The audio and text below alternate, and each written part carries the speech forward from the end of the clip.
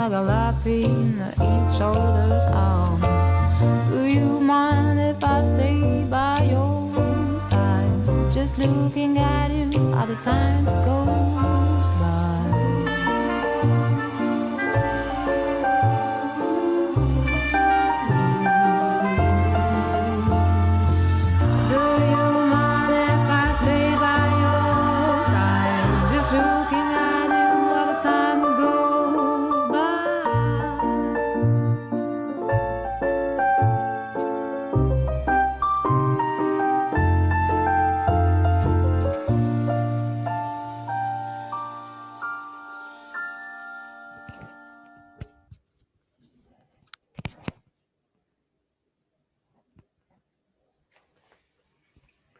It Hello, is Archie. hello. Oh, Sorry. Hey, welcome. We got echoes. I don't hear an echo, Mr. Lux. Mr. Lux, I I'm hear Marcus echoes. Frishman, and you're not. No, that's correct. How are you? Welcome. I'm okay. I'm okay. I'm A in a week- good mood today. A week has gone past. The time has been flying. We are flying by. Have you seen the breaking news? It's literally just coming in. I just saw it, and I just did a Facebook post. Of course, my posts are private amongst my 4,000 close friends, but I want to talk about that real quickly because I have a fabulous, fabulous story Okay. on how I will. Well, let me be clear about how I put it. I have been asked by the Crown Prince to join him in reestablishing, originally, as he put it, a constitutional monarchy in Iran. Now, the invitation is quite old, but there's a good story. And if you want me to tell it, you let me know when. Oh, 100%. So let's first get into the breaking news for those that aren't informed. Donald Trump has announced that we have completed, when he says we, the United States military, a very successful attack on 3 nuclear sites in Iran, including Fordo, Natanz, and Esfahan. All planes are now outside of Iran airspace. A full payload of bombs was dropped on the primary site, Fordo. All planes are safely on their way home. Congratulations to the great American warriors. There is not another military in the world that could have done this. Now, this is interesting. Now is the time for peace. Okay. Thank you for your attention on this matter. Do you think peace will follow after these bombs have just been dropped, Frishman? Well, peace is in the definition, isn't it? So peace will reign only if the Iranian leadership is eliminated and that government is overturned.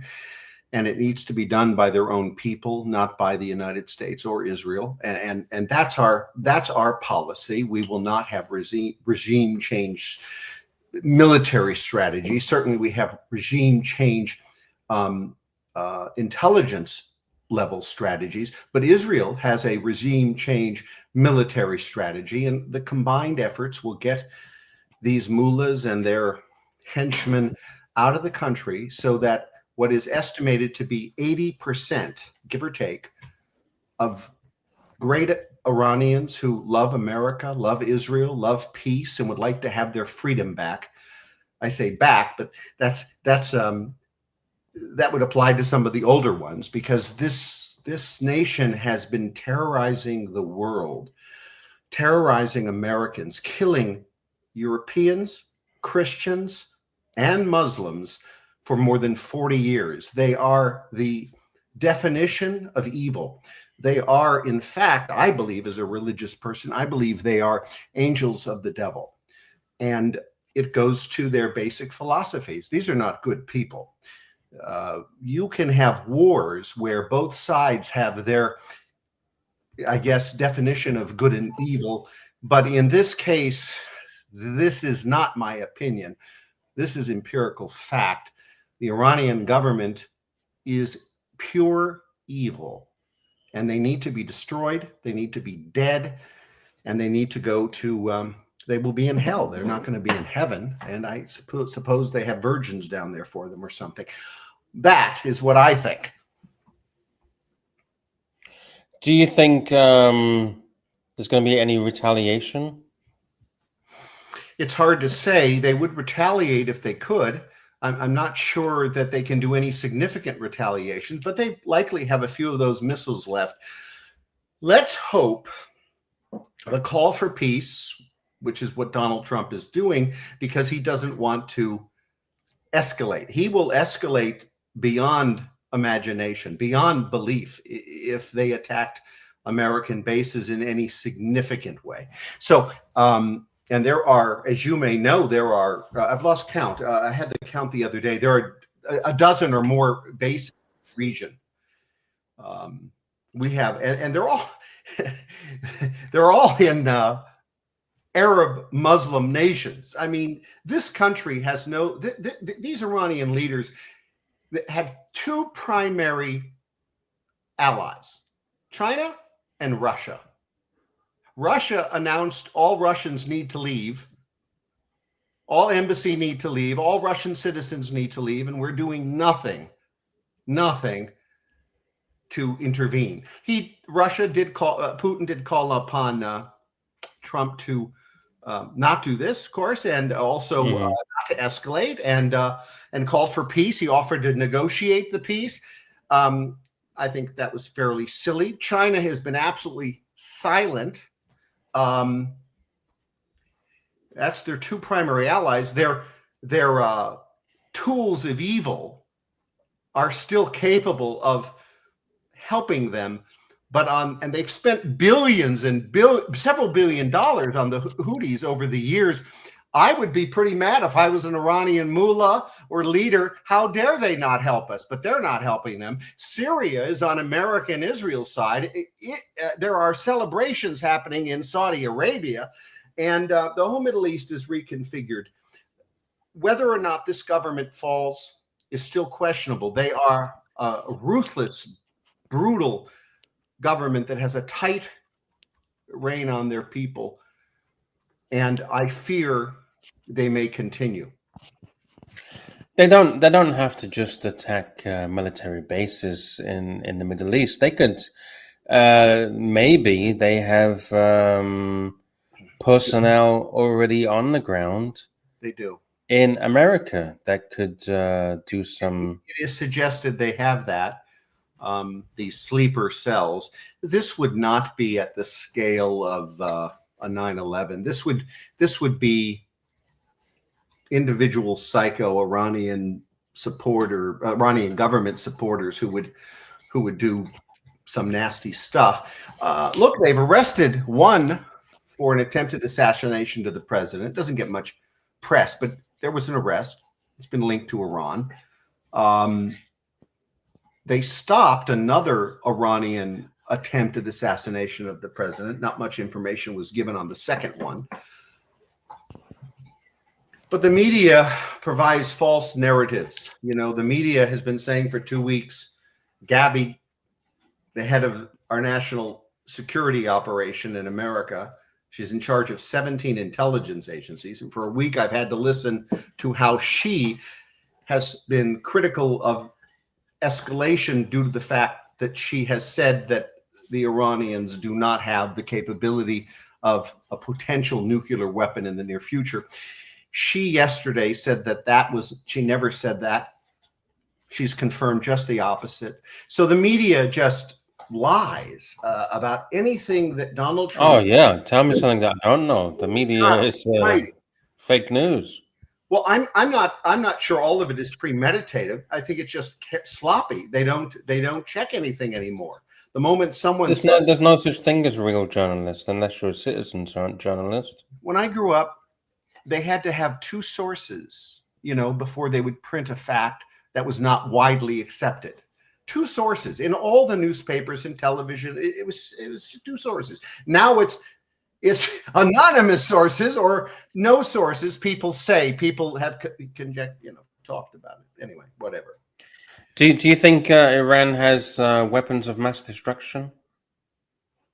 Yes. No, I do. I think that they could have eased. And I think if they had finalized their nuclear weapons, they would do what they said, drop them on Israel.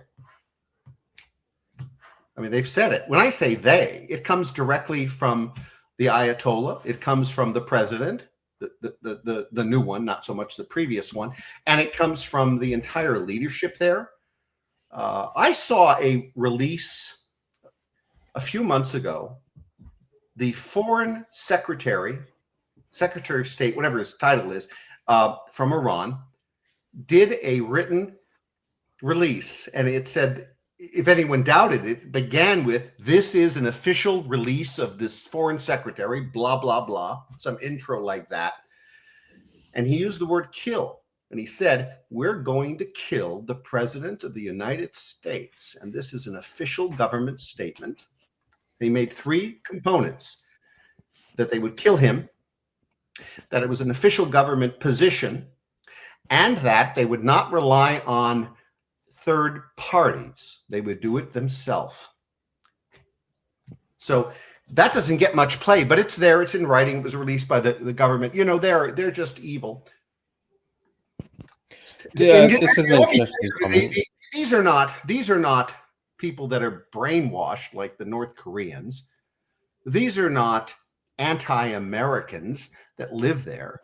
I have a lot of connections with Iran indirectly. The Iranian people are really fabulous. They're fabulous there. They're fabulous here in America. There's a small percentage that go along with the government. It's estimated to be 20%, but I think it's way less, because part of that 20% are the ones employed.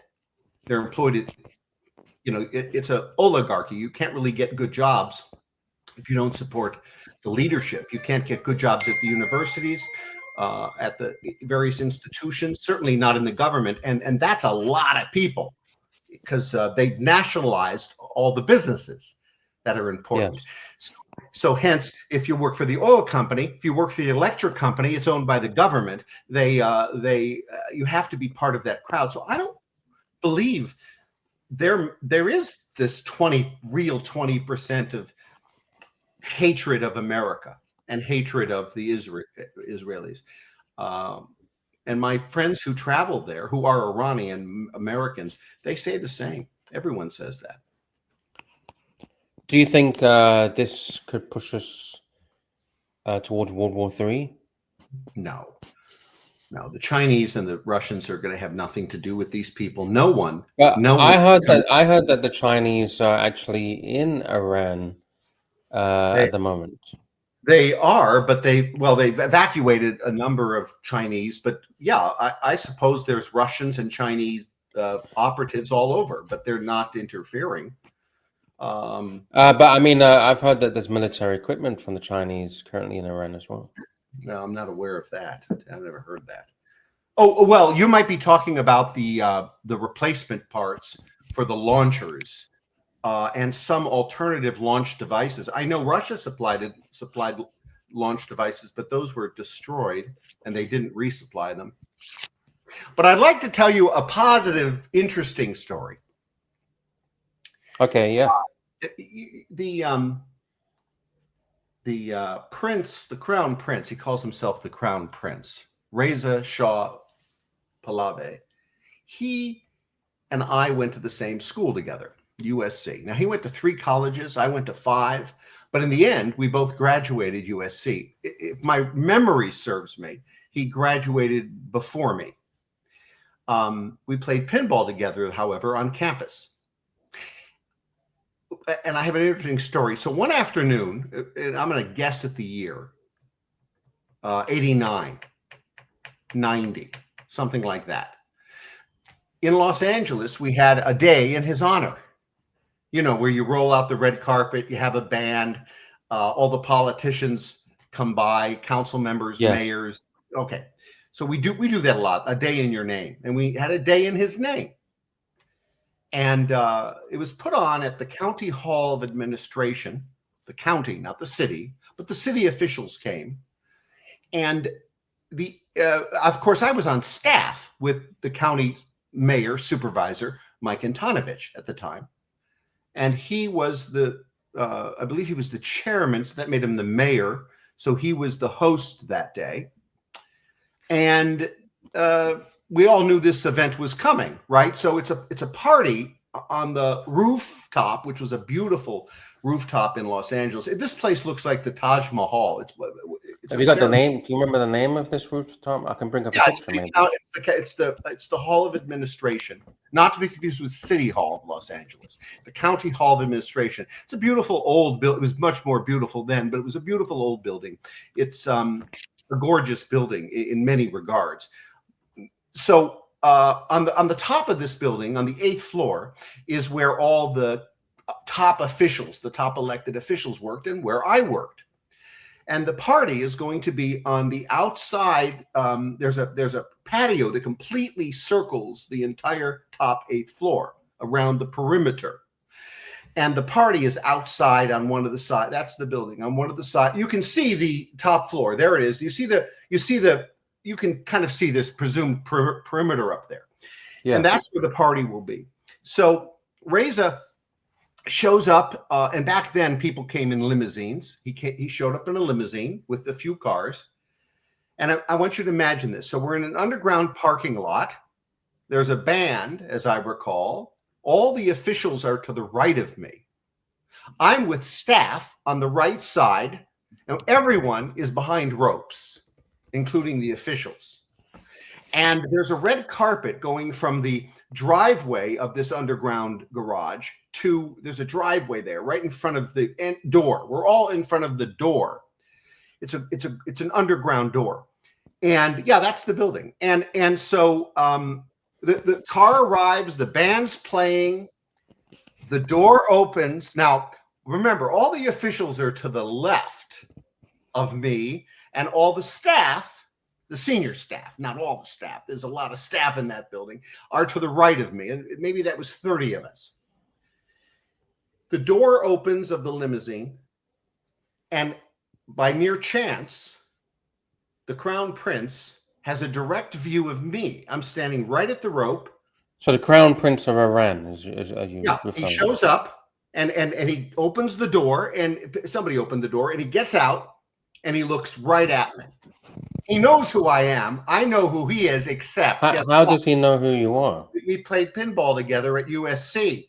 There's just one part of the story that's shocking. I didn't know he was the Crown Prince until he showed up that day. So he shows up, he gets out of the car, and I recognize him. He recognizes me. He has obviously a very distinct look, if you've seen a picture of him. And I posted today a young picture of him, although that was pre me meeting him. But anyway, the point is he gets out and he eyeballs me and he mouths my name, Marcus. Now the band's playing. You can't hear him. Are you talking about this guy? Yeah, that guy.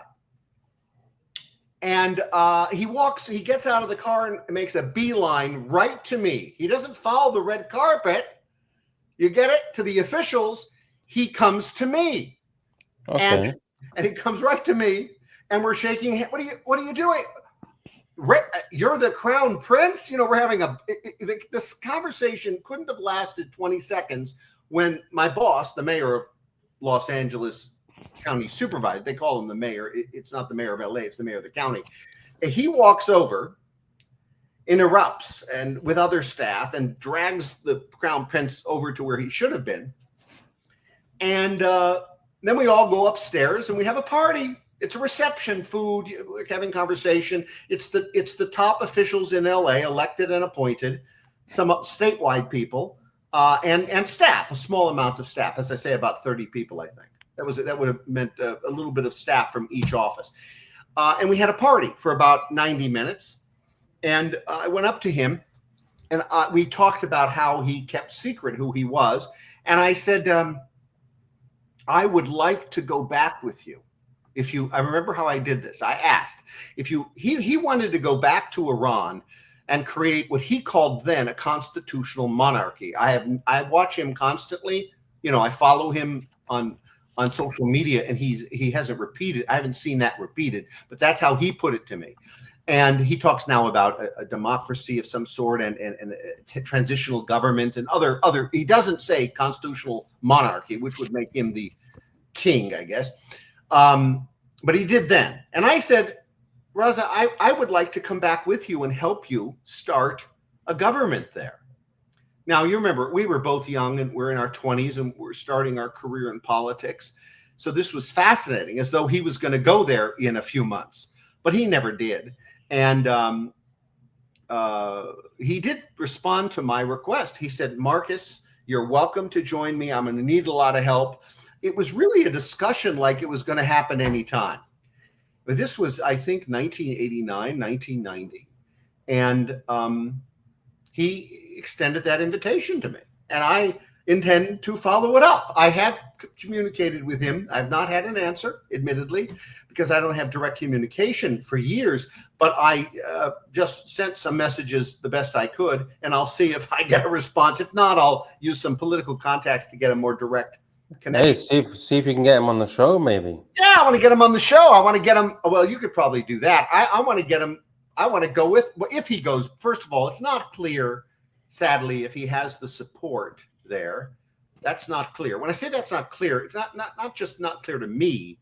I'm relying on other people who say it's not clear that he would be the man for the job. So if he's exiled, then he's technically not the crown prince anymore, right? He calls himself the crown prince, but well, you can call yourself whatever you want. Like Sure. You call yourself the ambassador, but you're not the ambassador. No, right? it's like, well, except I was never an ambassador, except he really was the crown prince. He was in Iran, and he was, in fact, the crown prince. I'm not sure that's the title. Remember, it was self-imposed. But titles can be removed, right? So I'm sure his titles. I'm sure that.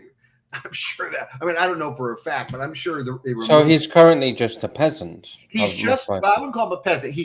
So he was a CIA asset for years, and for years, maybe a decade or more, I lost track. He lived outside the CIA gates in Virginia in that magnificent neighborhood with these big, beautiful homes. And I lost track of him then, and I'm not sure, frankly, what he does for work. But they did take a lot of money out of there. And you know what I said to him? I made a joke. I said, Crown Prince. I'm sure the joke was better then. I'll try to repeat it. I haven't repeated it in many years. I said, Crown Prince, may I ask if I'm going to assist you in returning to Iran and help you establish a constitutional monarchy, if you don't mind, I would rather be on the plane carrying the artwork back than on your personal staff plane, if you don't mind. And he laughed because he got the joke. There are instances in history where when you return, you get shot. And I just figured I'd be safer on the plane with all the artwork and the furniture and the money and the gold. But because when the president, when Aquino, a hero of the Philippines, returned, they killed him at the airport, and the Marcos people killed him. Not Marcos or. Anyway, that was my little story, and I did a post today at Facebook, and I said the story more eloquently, I'm sure. I said, let me just get it real quick because I have it right here. I said, oh Jesus. It's when you want something, it's always some difficulty. Yeah.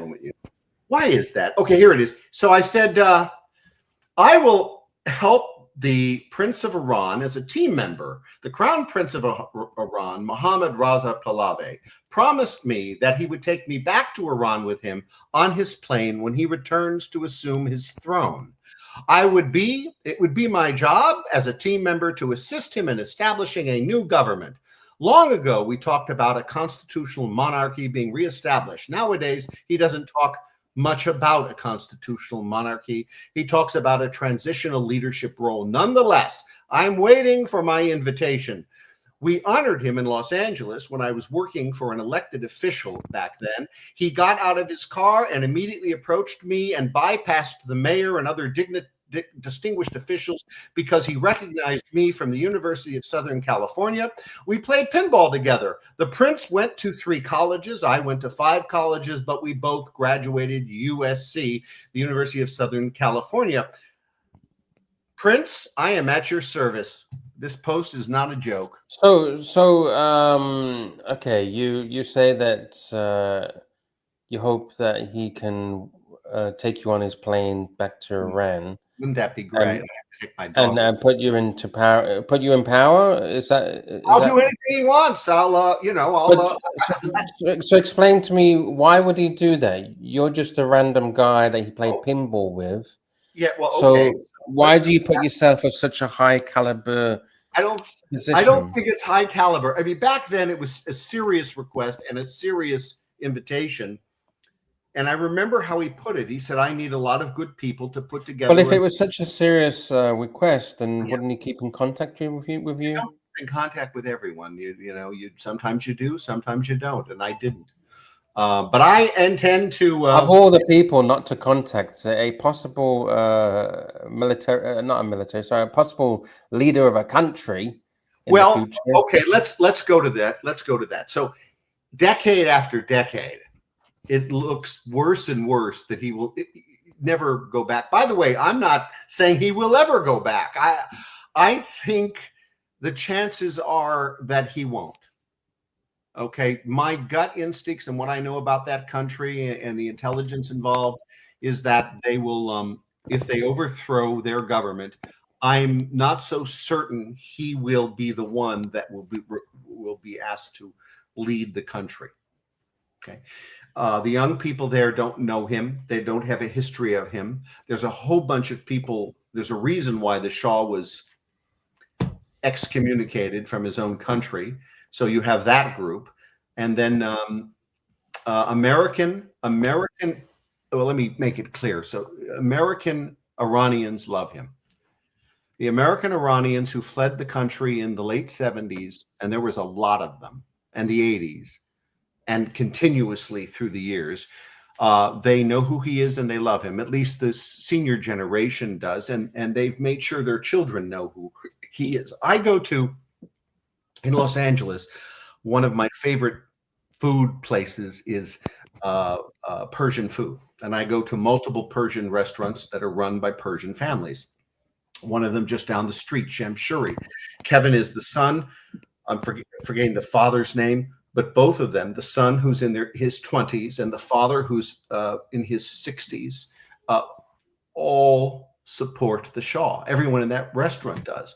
There's another Shamshuri. They all support the Shah. When I say the Shah, I mean the Shah's son. So it's possible, but I wouldn't count it. So going back to the pinball, so how close of a relationship are you saying that you had? Didn't have a close relationship. We played pinball together, and I did not. Exactly. So you're just a random guy that you met, and you just like to play pinball. Except for you to make a post publicly to say that this guy is going to welcome me with open hands, and we're going to get on an airplane together. And we're going to help the Prince of Iran. How do you know he wants your fucking help? You're just a random. You're just a random peasant on the street that he played pinball with once in a blue moon. You mean, does he not? Maybe he doesn't want me anymore. Yeah, sure, that's possible. No, I mean, even if you went back 20 years, 30 years, whatever this was in the 80s or 90s, did you say? I'm sure he would have honored his word back then.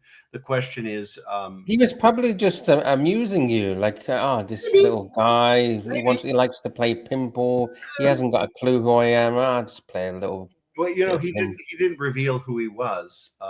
But do you think he feels happy that you've put in all this information, these private conversations all over the internet? Oh, I've been telling that story for years. Yeah, but do you think he's happy about that? Well, I don't know. I hope he sees it. If I was him, I wouldn't be very happy about these private conversations being put all over the internet. Well, he's a very high caliber individual. And if you well, you don't work for government, or in government. If you worked in government, you would know these such conversations shouldn't be flawed and all over the internet. Well, it depends. Depends on your personality. That's me. That's what I do. Fuck. I mean, if I was some big high flying person, I'd be very careful. Here's how that would go. Let me tell you how that would go if it would go. He would put together a team. He wouldn't trust you because you'd be putting it all over the internet, all over your Facebook groups. There's no secret there. There's nothing secret. It's not even confidential. Everybody at the party knew that. Yeah, but it's a moral, decorum, right? You like, those guys. You've seen them. Those guys that they've been at a party, and there was a couple of superstars at the party, and then for the next 50 years they go around saying, hey, I know Michael Jackson, I'm close to Michael Jackson. Nah, you just shook his hand at a fucking party, right? The name calling, those guys that go around saying, oh, I know Michael Jackson, he's my best friend. No, you don't. He's just you just met him at a fucking party for 2 seconds and you shook his hand. No. We were together every day. We met at the Commons at USC. We played pinball. He wasn't in my inner circle. I had an inner circle. I had an 11:30 lunch club at USC. And you were just a pinball guy. That's it. Yeah, you weren't his best buddy. No, but he didn't have any best buddies. Let me assure you. I mean, I knew about him then, but he had a persona. He went by a different name. I can't remember what name he went by. Forgive me. But anyway, it was love at first sight when he got out of the limousine. And if he wants me to take the post down, I would do it in a New York minute. And by the way, I think you're a bit of a delusional fantasist, to be honest. That's what you do. You take down your posts when you get a position. Let me tell you something. So when you're in a position, it's wise not to post anything about what you do. It's wise. If you're working at a museum or you're working at a dress store or you're a painter, try not to post about your colleagues and your work and what you do. But gosh, when it's over, you post. You talk. We're part of. You air out all the dirty secrets. If you're part of social media culture. I think you're wrong. I think really high influential people don't air out all dirty secrets in public. Yeah, but unless there's a really serious reason. It's not a dirty secret, and it's very lighthearted. It's very lighthearted. This is not a serious thing. It's just what happened. It's the truth, but it's not. Look, he might take me. He might not. I know what he said. I know what I asked, and I intend to follow it up. But no harm, no foul. I'm sure he's. I know. It kind of leaves a bad taste. When you told me this about you putting this post on Facebook, kind of gave me a little bad taste in my mouth. No, I'm sorry. Because it's kind of acting like you're his best buddy and you know him, you're best friends with him, no. He doesn't even. You're just a pinball guy that he met 30 years ago. You're reading more into it. I said I'm the pinball guy. That's all I said. There's nothing you can't read into. You try. I feel you try to make yourself as if you're this big hotshot government guy, and you've got all these connections. And I do have connections. I'm paid for just connections. IBM hired me for a connection. They couldn't get their hotshot, big 6-figure a month lobbyist to even get them an appointment, so they asked me, and paid me dearly for it. So I do have connections, but that's how I get paid. That's why I do what I do. I would be working at a shoe store if I didn't have connections. Well, nothing wrong with people working at a shoe store, but it's because but playing pinball with a guy and you acting like he's your best buddy, he's going to take you on an airplane and take over Iran. It's a bit different, right? When you say connections, I was lucky enough to play pinball with this guy that I didn't even realize who he was. And then all of a sudden now, 40 years later, you're saying, yeah, we're going to take over Iran. Yeah. I mean, you're over exaggerating, but let me. No, I'm not. That's what you just said. Me and him are going to jump on an airplane and we're going to take back Iran. I'm repeating what we talked about. We talked about the plane. It's probably humoring you. Probably humoring you. I doubt it. I doubt it. At the time, I doubt it. But let me say this. It goes to another point, though, that's interesting, that I had a conversation with someone today at lunch. His name's Alan. He watches the show. And I had lunch with him. And I said, Alan, you know what's interesting? This subject honestly came up today. It's what you're mentioning. When you say, I may have trouble explaining it. When you say X, Y, and Z, observers think you or self-create in their head, you said Q, R, and W. So you didn't say that.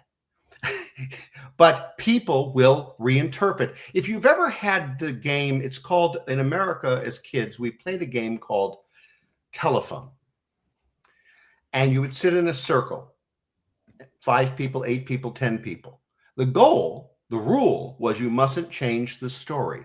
The story must be absolutely the same. Do everything to keep it exactly the same. The first person is told a very short story, extremely short, maybe 20 seconds, 30 seconds. Then they whisper in the ear the next person. It's called Chinese whispers. Chinese whispers. Okay, well, we called it a telephone. And at the end, the story comes out. And of course, there's a moderator that had the real story because it was written down, and how different it comes out. Because I get what Chinese whispers. My point. I want to make one final point on that. I took a class in law, and it was an evidence class a long time ago, and we had to observe dramatic moments of crimes. They were artificial and they were fake, and they were brought into the classroom. And then we had to write, what did we see? So eyewitness testimony is the weakest, most unreliable testimony of anyone. So when you hear, oh, there's an eyewitness, that is the most overrated example of what I'm trying to say. Eyewitnesses are the most unreliable. I saw it myself with my own eyes. Well, you didn't really know what you saw. I don't care what it is. You didn't get it right, probably. So that's an empirical fact. That is not my opinion. And then people offer what they saw because they believe it. They believe what they saw. That's very similar to what I'm going to conclude with this, because I don't want to ramble. But that's very similar to this point. Mr. Lux, with all due respect, don't read any more into that, because I didn't add one embellishment to that story. I might look again to see if I did, because it's okay to embellish. If you embellish, you have to admit you embellish. I'll take another look to see if I can admit to at least an embellishment of the story. Sure. No. What I mean is this, because I do this a lot myself. Yeah, I don't. So I know the mind fuckery, because I fuck people's minds a lot as well. You say something. In a way that they will perceive it and they will change it in their own heads to mean something more. And you know they're gonna make it into something else in their own heads. You just plant the seeds. You're planting the seeds to make them think more than what you've actually said. I know how to do this. I agree with exactly what you said. The question, why don't you ask me, did I do that with intent to plant the seed? And I'll be honest to you, I did. I know that. Yeah, I did it too, because it's marketing for who you are. Someone's gonna. I haven't seen. Well, I just posed it. We'll see. Oh, there's 3 comments. So Oh, here one guy, Joe Gelman. I probably shouldn't say his name. Let's pray that it all comes to fruition. So he wants me to go. Now here's a high-ranking government employee. Let me see what he said. He was a former coworker of mine. He's still working. I was asked once to work for him. Oh, interesting. So Bill, let's leave his last name out. I was asked once to work for him, but I would have to move to the East Coast, withdraw from my political activism in California. I added the word California, and of course be placed on the death list. So I declined. Bill is a prominent guy here. He held much lesser positions than me, but he has held many of them. And that was his comment. So they're both legitimate comments. And he's saying how he was invited to go back too. That makes sense, because the guy was here. Everybody wants to be on his team. I would love to go and do that if I could take my dog with me, which I'm sure I can. By the way, there's a super chat. McLobster, $5. Thank you, McLobster. Marcus, what can you do with Archie's image? He needs a glow up. His presentation and grooming is declining, and so is his shtick. Very good question, because I've actually been thinking about this, and if other people are thinking about it, it means something. It means something just that one person mentioned this. Archie, when I became acquainted with him, he would be in a suit and tie. Do you remember, Lux? Were you connected that long ago? Yes. I was connected only as a fan, an observer, and he used to be all polished. Now Archie, I love him. I'm going to be somewhat critical in a polite, positive way. He's let himself go. He needs to go back to the old Archie. He needs to do what made him famous. And maybe he's having more fun doing what he's doing, but he's admitted that it's not as successful as it was. He's blaming it on a YouTube component of change. Maybe that's part of it, but there are people on YouTube doing very well. And I think Archie should go back. Archie, comb the hair, put on the suit. You are a gentleman behind that skin. I know you are. And just go back to what you are. I mean, I don't know if Mr.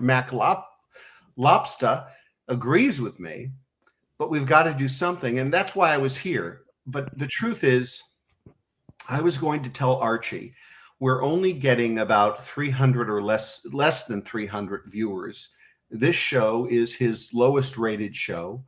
And I'm sure he receives an income for just the show being here. You can't rely on just super chats. You rely on... No. He only relies on super chats.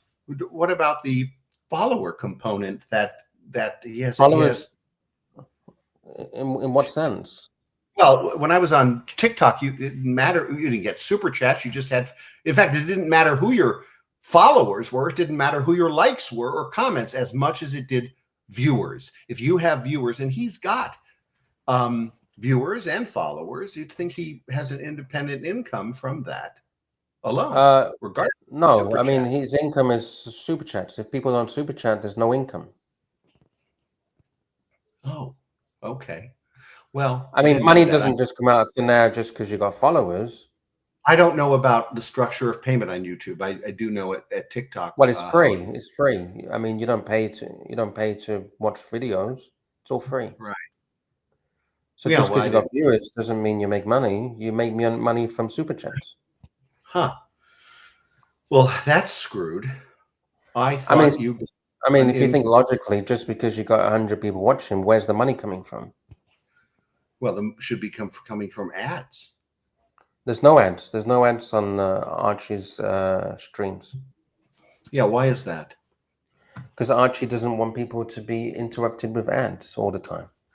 Oh, that may be. I don't know how he started out for sure, but I thought I saw ads years ago. Huh. Oh yeah, years ago, but not now.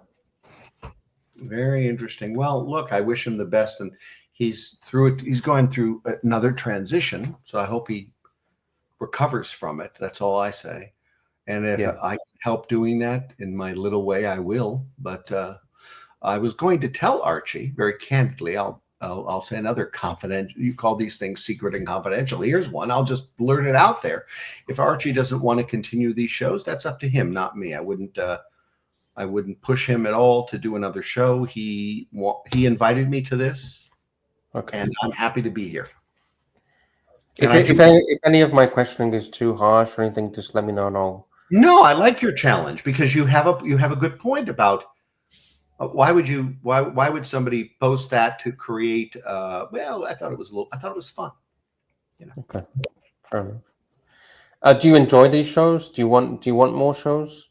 Yeah, I do enjoy them. I enjoy the comments afterwards. I read them. Do you want people to jump on as panelists, or do you like it just one-on-one? I don't really care. Archie's asked me the same thing about this show. Do you want to have Lux? Do you want to have me? I said, Archie, you decide. I'm flexible with anything, really. So should I allow people to jump on if they wish. Sure. You want to try that? Is that something interesting? Yeah, I can always kick them off if they're too Sure. rowdy. Sure. Oh, don't kick off disagreeers. Just kick off. No. Yeah. If there's people. Yeah. Yeah. So if anyone wants to jump on, the link is in the chat. If you've got any that- questions for Mr. Frishman, you're welcome to jump on. I'm scanning. I'm finding. I don't really look at the comments during the show, but I am now here. I think I did last week too. This guy's explaining a telephone. We have one nasty guy that's always here. I don't see him yet. Who's that? Who's the nasty guy? Well, I don't know. I forget his name, but he's. You know that there's a guy named Marcus that's very nice, but he's over the top, polite and kind and. Oh, we got some. Yeah, we got polite people. He's over the top polite. I mean, he's like, it's hard to. It's like he's like my brother, and I said, say these things. I mean, that's how over the top it is. I don't see him here today, but he was here last week, and so I don't think we're gonna. Maybe you have. This is the watch of the day. This is the James Cameron. Deep Sea, the most in its Submariner version, probably the most sought after watch in the world. Beautiful. The stainless steel version. I actually traded. I think it's the only watch I've traded 2 watches.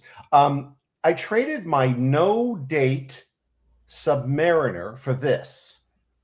Not in an even trade. I had to put some money into it, but I did it a few years ago. Because who would anyone own a Submariner and this watch? I don't think so.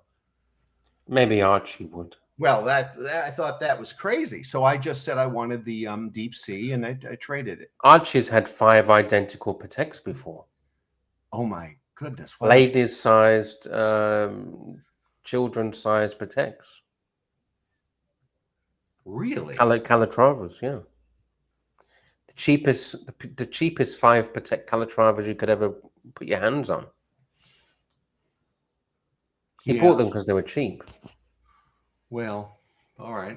And there's a reason why they're cheap. So there is a link out there for the people that are watching. Jay Gray, if you want to jump on and ask him questions, you got free reign. Sure. Narc, if Narc's listening, he can jump on. HR, now is your time, HR, if you wish to jump on and ask questions. I have another watch. I don't know why these are sitting here. Probably I've worn them in a few days because I keep my watches locked up. But I have a beautiful. I think it's beautiful. It matches my car. It's a. Let me shine it up a bit. It's a Zin. I'm sorry. It's a Zin watch, and it's just. I think it's beautiful. With the condom hands. Look at that. Yeah. Let's put it out there. Right. Do you like the condom hands? Is that what? Oh yeah, right. That's what. See, it looks like a condom. It does. I never realized that. I have a watch that I don't think Archie likes much. I actually bought this in the Philippines when I was itching to buy a watch because I just loved it. One of my clients wore this to a meeting once, and I said, "I'm going to find one for me."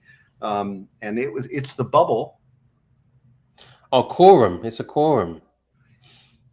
And a college girlfriend was dating the owner of this company. She called him Skeletor. I think he died because he kind of looked like a skeleton. I don't know his name, but I remember the story she would tell me. So she was 40 years younger than him.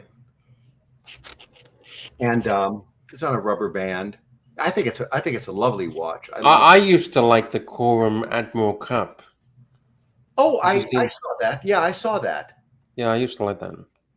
I used to like the one with the flags on the indices.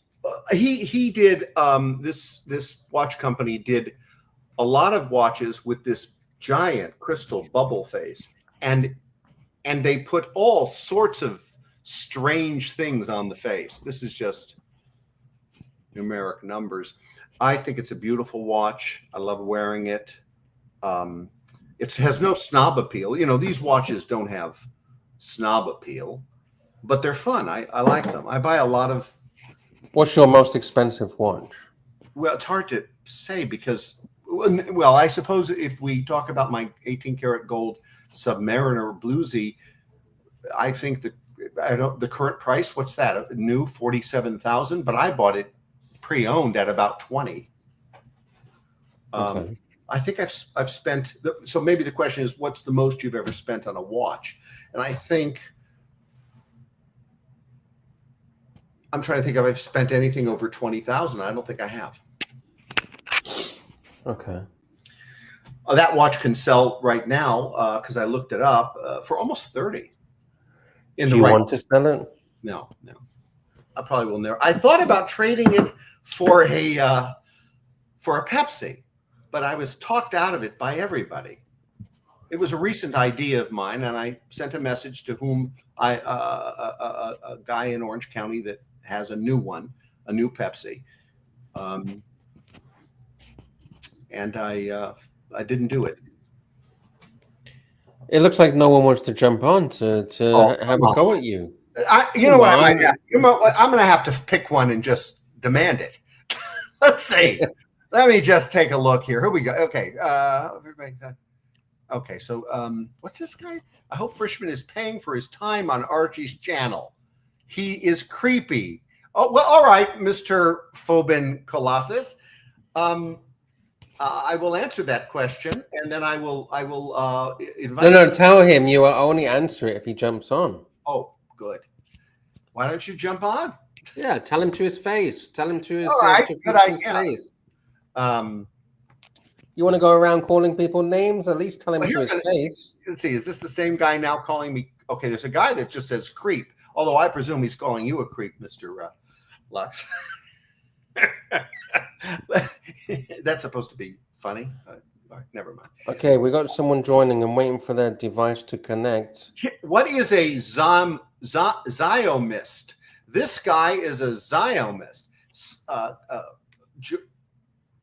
Georgie's 1978. I don't even know what a zyomist is.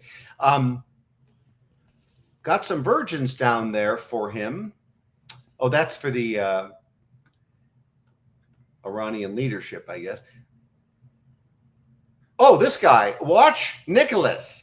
He says, I could listen to him talk geopolitics all day, and he gives hearts. Well, you know, positive people are less interesting, but I want to thank him for that. Al Jazeera disagrees. Oh, that's Watch Nicholas. Yeah, you're right.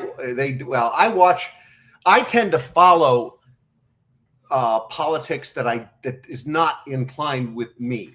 So I watch Al Jazeera. I follow it, watch it almost every day. The problem is they're not allowed in Israel. Israel has prevented them from actually being a physical presence there. Okay, so AD never calling. He wants a gay government. A gay government. What do you think about that? Well, I suppose if there was a gay government, they wouldn't throw gays off the buildings. It tends to be what they do now, I guess, over there.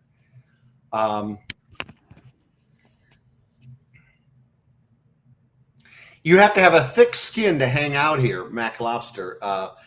And then George 1987 Zionist. I don't call myself, I've never identified myself as a Zionist.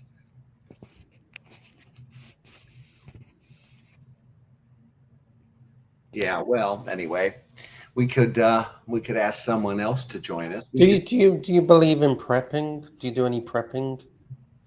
For prepping, like I can't even talk.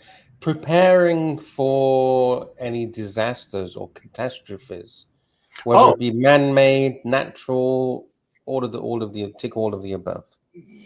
I prepare my mind for it. So I have a philosophy on attitude that goes to that, where if you're prepared for disasters mentally, we're talking mentally. I think you're probably talking physically. Do I have food supplies for a shortage of food? Would I have a gasoline supply for no gas? Would I have a generator for electricity? Things like those kinds of disasters. No, but I have a state of mind that when I encounter a problem in whatever it is during the day, think of all components of life, I'm prepared for it because I plan and think about the worst things that could happen in any scenario. And if you do that, and I do it daily, constantly, if you do that, you're prepared for it. Yesterday, as an example, one of the things you have to be prepared for, because it happens, is injuring yourself, falling. And I have seen people fall, and there was a lady that fell a few months ago at a restaurant I was at, and she created, I mean, she just didn't want, I said, let me help you up. I went out there with the manager. We're trying to help her up, but no, she created an incident. She wanted 911 called. She was perfectly okay. I would have helped her up into the chair. She stayed on the floor with her dog. It was quite dramatic. But the same thing happened to me yesterday. I fell. I was passing through a steakhouse. I was leaving it was the same place I had lunch at today. So last night, I'm moving fast because I move fast. I'm a fast mover. And I was passing the salad bar and I slipped and I did a complete fall. Mr. Lux, I got to the car immediately, out the door, got to the car. Everyone caught their attention. A staff member stopped right in front of me and I said, something's wet over there. And I just kept going with a good attitude. Got in the car and I thought to myself, and I'd injured my knee. I got to the car and I thought to myself, what the hell was that? I didn't even look to see what I slipped on. That's how fast I got up and I went out. And people don't do that. And I can compare myself to the woman who had the same. I do that. You just got up and go, right? Yeah, I do that. I don't just, wait. Oh, help me up. Let me make a complaint. Yeah, right. You move on with life. You fell over. You deal with it. All right. So I met my buddy there for lunch, Alan, and we went to the same place. And I walked in and I was early. He was late. I was on time. He was late. And the manager was there. And the owner, not the manager. And we were having some small talk. And in the small talk, before I took my seat, I said, I fell here yesterday. And he said, I heard about that. I said, oh, you did? He said, yes. Do you know what in the conversation, he realized I didn't know what I slipped on. Yeah. He said, you slipped on a potato wedge that came off the salad bar. I said, oh, it was slippery. I mean, it wasn't water. And I had very good rubber soled shoes. Yeah. So I knew it was I thought it was like salad dressing or something. But that's what I thought in my head. But he said, we have a video of it. Did you go watch the replay? Yeah, they had, and he showed me the camera. It's right there. By the way, the restaurant is Sizzlers. It's a steak. It's a low. Oh yeah, I've been to Sizzlers. All right. So and they had a salad. They have unlimited salad bar, right? Yes, it was a fabulous salad. Last night I didn't have the salad bar, but today I did. And the nice Indian gentleman who was the owner, he said, "You're okay, aren't you?" And I said, "Well, my knee hurt all night, but I'm not suing you. Don't worry about it. I'm just a customer." And he said, "You know what? You should have a free meal." I said, "I'm not taking your free meal today for that. Maybe I'll have free dessert next time. How's that?" So no. You should say to him, "Forget the free meal. I'm waiting for the free something big time. I want something big. I'm going to make you squeal." I know. I'm not my style. Now, if you're injured, if you're seriously incapacitated, tell him that you are mentally injured and now you can't walk out of your house because you fear that there's a potato wedge on the floor. Potato wedge on the floor. You have nightmares dreaming about these potato wedges. And I told my friend, I'm wondering, he always says something funny when I told him I finally found out what I found. I'm taking a look at his text to see if he mentions it. Well, there is actually a funny comment on the screen. Oh, funny is good. Jay Gray says, assassination attempt, olive oil slick on the floor. That's what I thought. Olive oil. I thought it was the olive oil from the salad bar. Exactly. Because the slip was just, and I didn't. But did you think it was an assassination attempt? No, I did not. And I'm ready for that too, but that's a different story. I don't know. I don't know, Lux. So when you say you're ready for an assassination attempt, so do you have bulletproof vests and Uzi machine guns and what have you got? I don't have Uzi. I do have a bulletproof lightweight vest, and I do have other precautions I won't talk about. But my mother had a premonition pre all of that terrorist U.S. State Department stuff in the Philippines, because she was dead before that happened. But she had a premonition, and she didn't tie it to anything specific, that my life would end with a shot in the head. My mother had premonitions. Sometimes she was right, sometimes she wasn't. And I certainly hope in this case she may be wrong, although maybe that's the way to go. Have you thought about how you would like to go?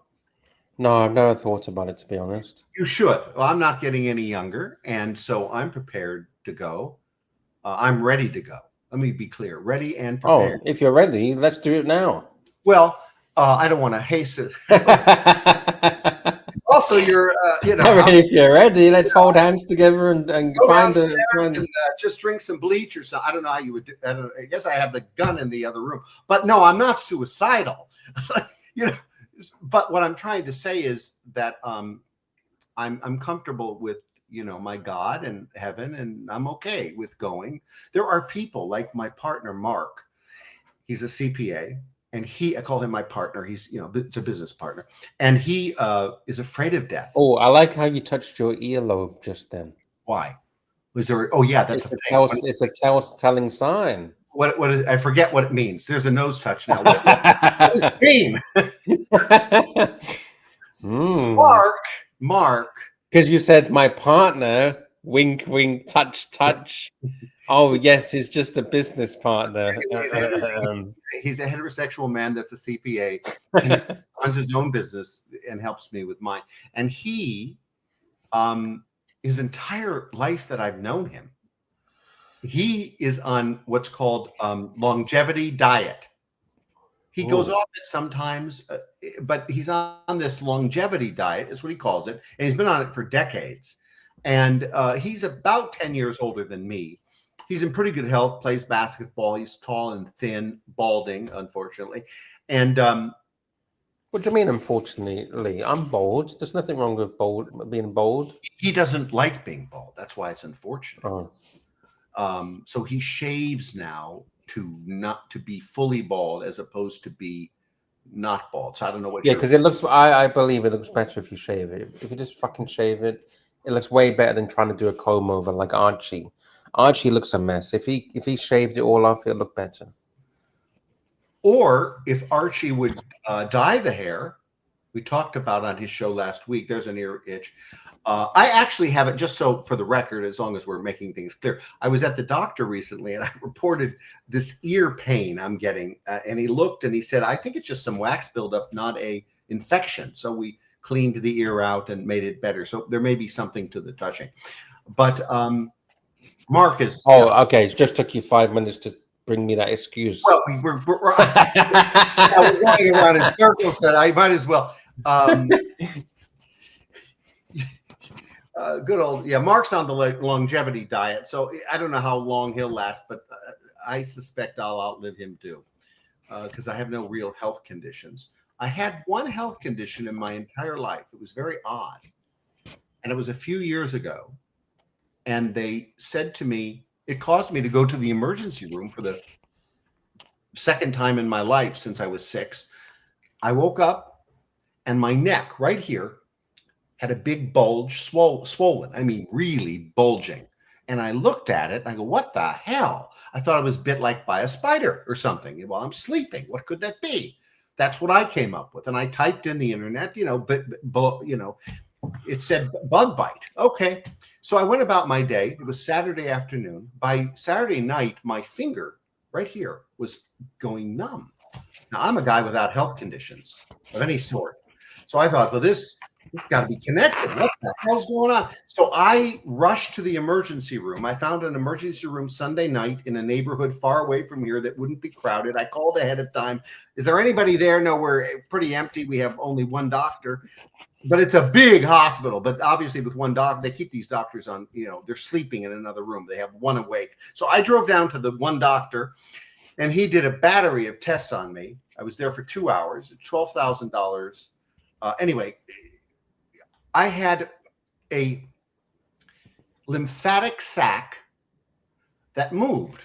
You have lymphatic sacs here. You have them in your groin. You have them in your armpit somewhere. You have them all over your body. Lymphatic fluid is like blood, except it's yellow, and it runs deeper than blood and not is in many places. Blood is everywhere, right? But lymphatic fluid is not. So the sac moves to my neck right there. Okay. Out. So he said, you got to go to a specialist. I had to leave for the Philippines in like 3 days. So I just got on the plane, went to the Philippines. I saw some doctor and studied in Chicago and also at the Mayo Clinic in the Philippines, an American guy, Filipino American at the hospital there. And he said he knew exactly what it was. He said, we see it in children. And forgive me for, again, not being able to remember the exact name of it, but there's a name to it, but it's an lymphatic sac and it's a birth defect and it will move in children. And what they do is they get rid of it. So he said, well, you could take the operation or we could just drain it.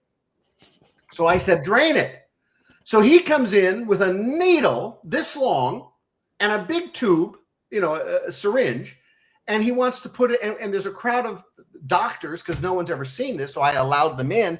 And he said to me, I'll never forget this. He said, you're not handling this well. And I handle everything well. He sensed it because I said, no, doctor, I'm okay. He said, no, you're not. He stops I swear to you, I felt okay. Is this another assassination attempt? I don't know what it is, but I said to him, I feel okay. He said, here's what I want you to do. Only in the Philippines would it go like this. I'm going to give you a medication. He gave me Valium. I want you to check into this hotel, a special rate. It was a hotel across the street. I had driven a long way from my home to go to this Makati hospital. So I checked in. He sent the nurse home with me. It's about 3 o'clock in the afternoon. I'm walking back to this. I'm checking into the hotel with my nurse. We check in. We have dinner together, me and some other people and the nurse. And then I go back to my room, and she's going to stay all night with me. She stays on the recliner lounge. Oh, I would. She was there to comfort. She was like the comfort nurse. Oh, really, it was very bizarre. In the morning, we got up. We had to be at the walking distance. We had to be there at 11. I just said, let's walk it, 11 o'clock. And he came in with that needle, and he sucked out this yellow fluid. I have a picture.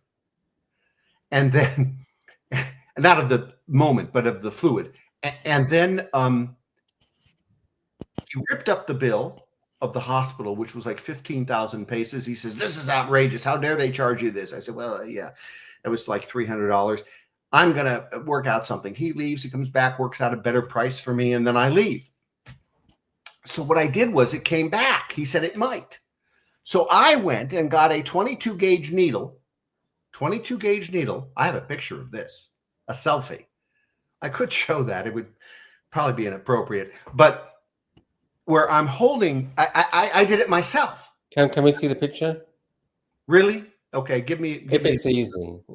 Oh, okay. I do have a picture. I did a selfie in the bathroom with the long. Maybe next week. Only one person has ever seen that picture. I showed my one buddy because he said, Marcus, you can't post that. I was going to post it. So, all right. So here's what you need to know about this. You don't have a lot of nerves in your neck. So when the needle touches your neck, you feel the touch. But when it goes in, there's no pain. A withdrawal of a blood here in the arm is painful. The neck, no. So who would have known this? So he told me this. I experienced no pain, but for the touch, I did. So I ordered these syringes, 60 millimeters, the big ones. And I would have 60 times 2, about 140. Is that 140? I would have that much liquid in this thing, and I would drain it and drain it. 60 times 2, 140. Did you not go to school? I did the math wrong, but the point is, I think it's 120. Yeah, 120. I think it was 60 times 2 syringes. That's what I would get out of the neck. That's a lot of liquid. So, and this stuff is yellow. It doesn't have a smell. And you just clean up everything and you do a sterile procedure. When I told the doctor I did this from my email, he said, you mustn't do this. You must come in and see me. Anyway, I won't go into all those details, but I kept doing it. And then I got back to America, did a deep dive, and I found out there's a procedure to rid myself of this problem, which was at UCLA Hospital. They put ethanol. There's several chemicals they can use. They picked ethanol. It's a gasoline additive, a very small amount, but a full sedation, first time ever I was sedated, full operation, and they injected it, and it disintegrated this thing, and it's never returned. And my neck doesn't have any repercussion. It had no health impacts. You could run around like that forever, but it looked ugly. And here I had to, drain it every 3 months myself in my bathroom. I do have a lovely selfie. I had to take it because I was thinking I would post it, but I never did. You should post it. It would freak people out, apparently. It's just a needle. It was, but yeah. So I'm like this, and the needle's in, and the yellow fluid, it drains out. Isn't the show over? Oh, yes. I'm going to wrap this puppy up. Maybe we should give somebody one last invitation to click the link and come on and ask a question. There is the link. It's just been dropped in the chat. All right. Well, we give them a second or two to see if they can spark some closing interest. Oh, it says, what does Marcus get out of doing these streams? Well, I find it fun to talk with people, and I find Lux interesting. I find it fascinating that people will dislike stuff that I say as opposed to disagree with me. And it's a good time. So I'm always home at this time. It's not inconvenient. So to answer that, have you got any inside information that you can tell us about? Inside information on about the future, or any projects, or about any COVID 2.0 or I'm not much of a conspiratorialist, nor am I. What about iPet Goat? Do you know about iPet Goat? What's that? iPet Goat 2? No, well, I don't even know what that is. Oh shit! You don't know that? I'm not. Project iPet Goat. George W. Bush on 9/11 in the classroom was reading a book called I, Pet Goat. Right. Okay, I know the book. I remember now. What about it though? And the teacher in the classroom was asking the children to repeat words. Right. And the words were along the lines of plane, and then the kids would go plane, tower. Come on, I watched the video. At least what? I could play it right. It's a BBC or something. So I can't really play it. I'll look it up.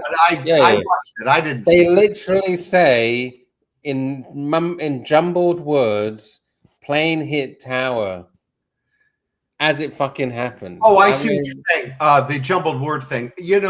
God works in mysterious ways. What can I tell you? And so does the devil. Depends on who your God is. Well, you don't know if it's the devil or the God but these things happen because either evil or good does it. Poway, you can jump on Poway. I mean, we've opened the invitation. Poway's complaining that you don't allow people to jump on, but the chat is there. The chat is there. Go ahead. The link is there. You call him Poway. I think Poway aren't on general panel interaction with everyone else. It's just streams. You're telling stories. Yeah, that's true. I'm just telling stories. I have a lot of stories to tell. My stories don't get embellished. They get told in a way that you'll find them more interesting, because I have to keep them as accurate as I possibly can in my memory. I haven't told the story of how I snuck into meet President Bush in the Century Oh, Plaza. was that in Bohemian Grove? What? In Bohemian Grove? No, that's my USC private club. I did talk about that, but I've never told the. Oh shit! You've spoke about Bohemian Grove. Well, I'm president for life of the Junior Bohemian Secret Society of USC. Oh, Jay Gray, you need to jump on, Jay Gray. Jay Gray, come on, Jay Gray. I'll give you the floor, Jay Gray. I don't see Jay Gray. Oh, here he is. Put your sneakers under the bed. What's Jay Gray saying? You are a member, a lifetime member of the Bohemian Grove. I am the president for life. Let's talk about that. I have told that story, but I'll do it in the brief version. So when I was a student at University of Southern California, I had had the experience of leaving college, USC, and going and studying at Yale and Harvard and Pepperdine and Moore Park Community College and USC's campus in Washington and so forth. So I got around in the colleges. I graduated USC. When I was at Yale, I learned all about the Skull and Bone Society. All right, Jay Gray's here. Oh, well, we'll skip that story. I'll tell it. No, you can carry on, but Jay Gray knows a lot about Bohemian Grove. Oh, okay. I wouldn't say that, but please continue with Skull and Bones. Well, let me say hello. Who are we talking with? I'm Jay Gray. Hi, Jay Gray. I'm Marcus. Thanks for coming. All right. So I was back at Yale, and they had this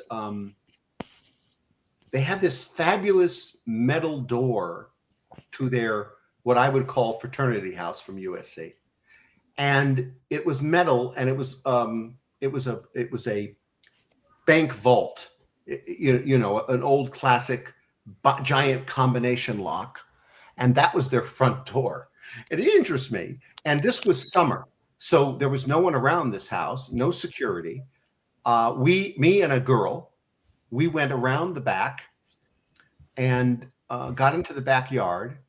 And if you've been there, if you know anything about this, there is a strange tower, and it has a round staircase all the way to the top. And we started to climb that, and then we heard what we thought were bats. So we left. We got scared, ran down. When we ran down, and I have a picture of this too. They have this ugly, degraded, looks like sandstone, worn down fountain. It had no water in it, but it was a fountain in the back. I took a picture of it. That's the only proof I have that I was in the backyard. And then we learned about this. When I was at Harvard, I was asked to be, because the summer was vacant for their position. It was called the Harvard WASP Dinner Club. And what I did was I was offered to be president only for the summer, and it was appointed. And the first move I made was, it's the WASP Dinner Club. You get me? You know what that means. I appointed a nice black man named Richard, and he was the vice president.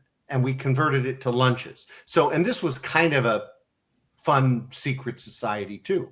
So I learned about secret societies. When I got back to USC, I formed a group called the Junior Bohemian Secret Society of USC. It has 22 male members, and it has 3 women for every man. And you know, you get tapped on campus on the shoulder, and you say yay or nay, and you get inducted into the group. And then we have a meeting, and we either blackball you or whiteball you, literally balls with a box, and we make you a member. Some of our activities are Glitz and Glitter Weekend in New York City. We do a blue collar day in a bowling alley. We don't bowl, of course, because it's not becoming, but we do eat the food, like mashed potatoes and peas in a bowling alley. It's called Blue Collar Day, so we want to understand that. And we do these fun, weird. Well, why wouldn't you bowl then? Eccentric things. I get a letter from the real Bohemian Grove in San Francisco to cease and desist using the name Junior Bohemians. I write them. I have their letter. I don't have my letter. I wrote them the most scathing. I dare you to take me to court. We're not going to not use that. So yes. So I've been to the Grove. To end the story, I'm president for life. There's an executive director called Mr. X, and I just took the name from the Bohemian Grove, but there's not really a connection of any sort. But at the time when you made your fake society, right, Bohemian Grove, you must have known something about Bohemian Grove. I knew. I know. Well, I did a paper, ultimately a thesis, in my last year of college, and it was titled "Who Governs America?" And it was about the power elite in America. So I studied it. We now call that the deep state. It's a new name. It's called the power elite. And it's the behind-the-scene bureaucracies that grab a hold of officials. It's foundations. I've been in the CFR offices in New York City. Are you familiar with Carol Quigley? Yes. And his book? I haven't read the book, no, but I know of her. No, it's a he. Oh, I'm sorry, I don't know the person personally, but yeah, I know the name. Well, he published a tome on the International Cabal in 1963, I believe. 66, maybe. What's the book called? Tragedy and Hope. Okay, I didn't read. That wasn't in my long list of books that I read on this subject. And I did it all when I was in college, and I wrote a paper about, my theme of the paper was, how can you become a member of the deep state, the power elite? What's the best path?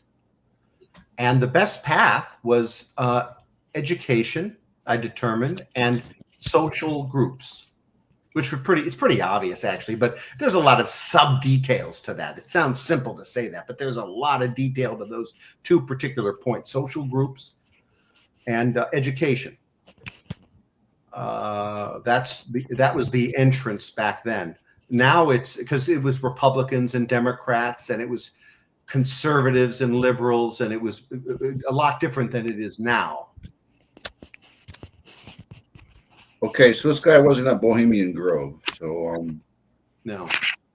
Where are we going? I've never been to the Bohemian Grove in San Francisco. Oh fuck! I thought we hit the jackpot, boys. Well, Have you met the Princess of Jordan? Oh, I have. Oh, you have, Mr. Lux? Oh, I've had private conversations with her. Well, you have to tell us. You're not into exposing things, but I think you should. Jay knows all about it. Well, I know enough to know that she wears Air Jordans as slippers around the house in Paris.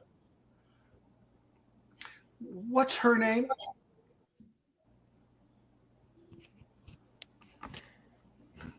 Princess of Jordan. Yeah. I think she's I think I was watching some interviews with her a few months ago. She's very critical of Israel.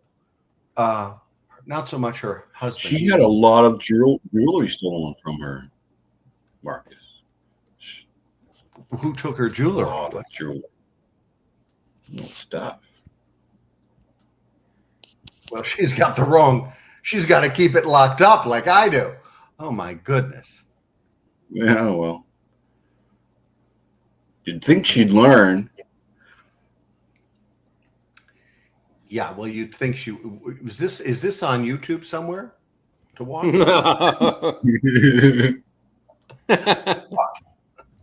Or is this just personal information? Yeah, private. This is private information. I see. I'll look it up nonetheless. You never know what shows. Good luck. Where are you going to look this up?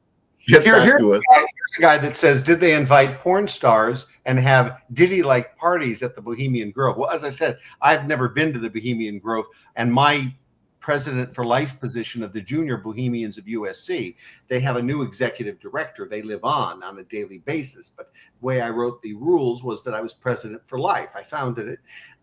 It's funny, when we put it out publicly, we did a public announcement. You hosted a dinner party at a bowling alley, and you refused to bowl. Well, we didn't post back then, but we got the word out through the campus paper, who did an expose. It's funny, back to our story, you say one thing and people think it's the other. I had people saying, this guy Frishman is a Nazi. And I remember this guy, David Shapiro. I went to visit David Shapiro at his class because I was appointed by the president of the university to the academic affairs committee. It was the most prestigious appointment a university president could give a student. I was on the library committee too. And I found his schedule and I showed up at his classroom and I said, Mr. Shapiro, I'm Marcus Frishman. Do you think I'm a Nazi? Is that what you've said? The guy was humiliated. He had no idea the name Frishman was Jewish. I mean, I don't know. These people are lunatics at the time. Then there was a group, the gay student union. They came out against us, and we started to get harassed. But my vice president was gay. My third VP was gay, for God's sakes. My second VP was black. They called us racists. I mean, my roommate was black. He lived in my apartment when I would go back east and study. I mean, people just judge you. You know, they just say shit. They don't have any idea what they're talking about. This is a particular pet peeve of mine. People need to believe what people say. They mustn't count on third-party sources. They mustn't count of any value what they think. They mustn't count of any value what others say about someone. They must ask the source, and if the source says X, it is in fact X. Believe people. I believe anything I am told by anybody practically because I respect people and I believe that you should not judge people until you have information that's solid. Someone says something, it's the truth, no matter how ludicrous. But people aren't like that. I'm unique in that way that I give high reference to people that they're going to tell me the truth. It's how I would like to operate. Lux, do you want to test that now? Are you talking about the princess? No, this is someone said something. It's the truth. Oh, Until it's not, sure. Let me see if I can call the princess now. Well, did we have the London number or the Paris number? One second. Hold on, we need a dial tone. Okay, we're calling.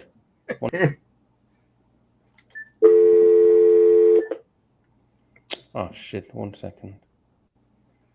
Oh, can you call us, Alan, if I give you the number, can you call the UK for me? Frishman. Oh, sure. What's the number? Okay, 1 second. I'll put it in the private chat. I'm not going to publicly okay. give the princess's number out. How do I see a Oh, there's a yeah, there's the private Yeah, okay. 1 second. Okay, go ahead. Okay. I'm going to call the princess. Is that it? That's good. Yes. So I want you to see that I also have connection. I have a landline here that's programmed for international calls, but let's see if it lets me call that country. Sure. Which one? The UK? She won't be home yet. No, she might have gone for dinner. She might have gone. It's 5 in the morning in Paris. She's not in Paris. We're calling London.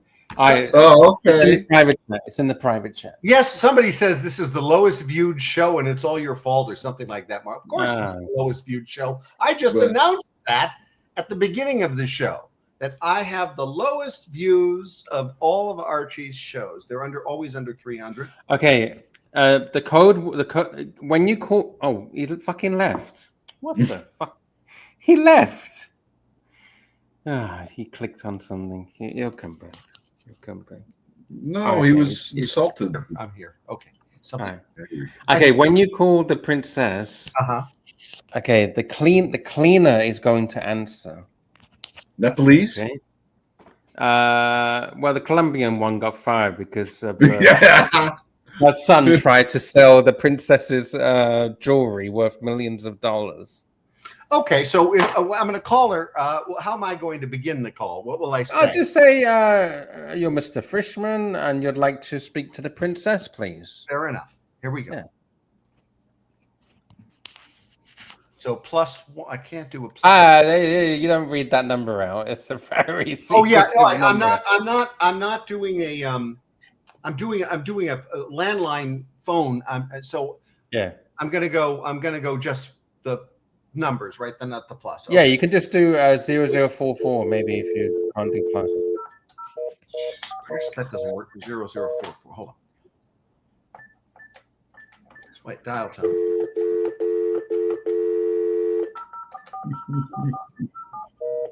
Wait. 00. I do. Can you not do plus on your keypad? No. This is a. Okay, just do 44 then. Just do 44 and then the number. Gotcha.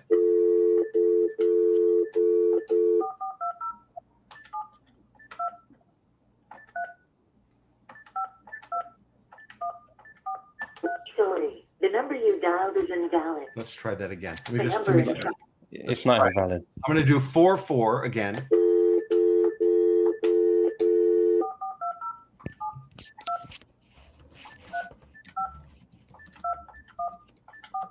sorry. No. The number You know, I get the recording even before I press the last digit. There's something wrong with the format. I could try it on the cell phone. Let's do that. Okay, I know how to do it. Okay, from a US landline. Okay. You got to put 011 and then 44 and then the rest of the number. Oh yeah, that's how I do the Manila. Okay, here we go. Yes, if you know how to do Manila, it's just...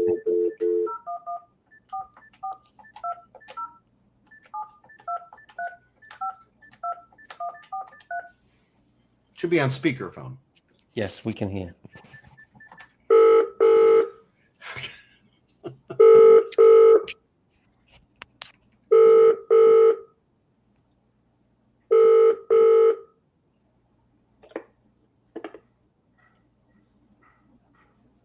Hello? They hung up. They answered and hung up. Let's try it again.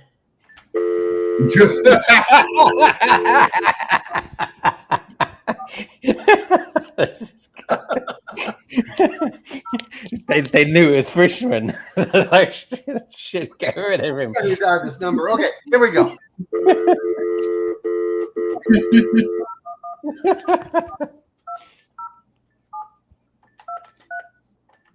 Now, I want to see Frishman's persuasive techniques. Mm-hmm. Can you get past the security? I got Jamie Dimon on the phone on my credit card issue once. Lines are temporarily busy. Please try again. Okay, that's just, that happens. Let's try it again.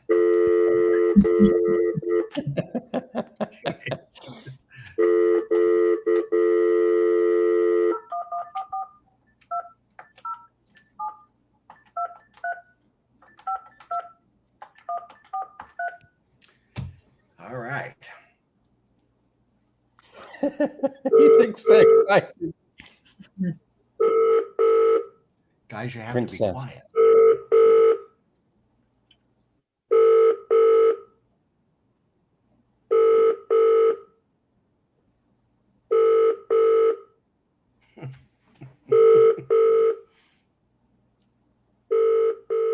You can tell it's the UK from the dial tone. Yeah. I think it's too. Oh, yeah, it's too early in the morning. Well, they did answer and they hung up. I clearly because I heard that was a very serious voice, wasn't it? Well, we'll have to try it again sometime. No, but look, that was a very serious voice that answered that phone. That was not some It's child. too bad because I would like to talk to the princess. Well,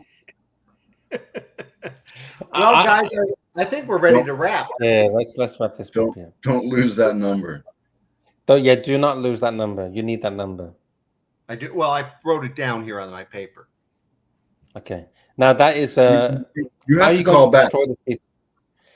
No, I need to know how he's going to destroy this piece of evidence. No. Well, He needs to call her during the appropriate hours I to wanna do explain it- why he called at such an unruly hour.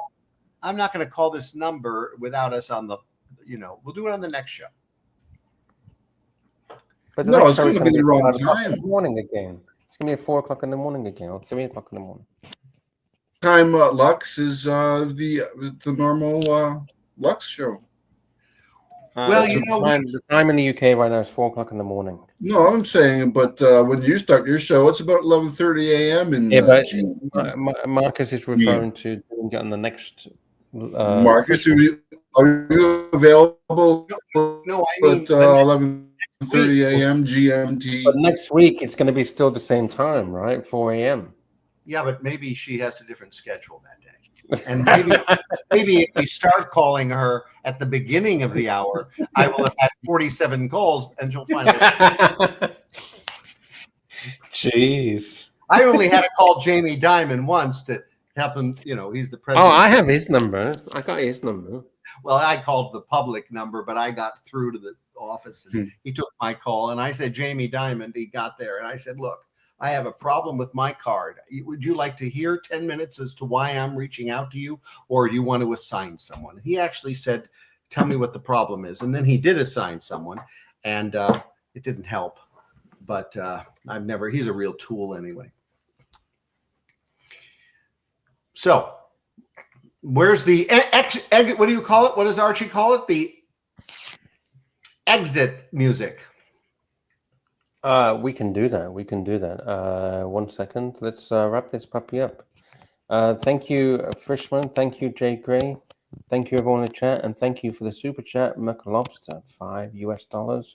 Thank you. Let's play the music.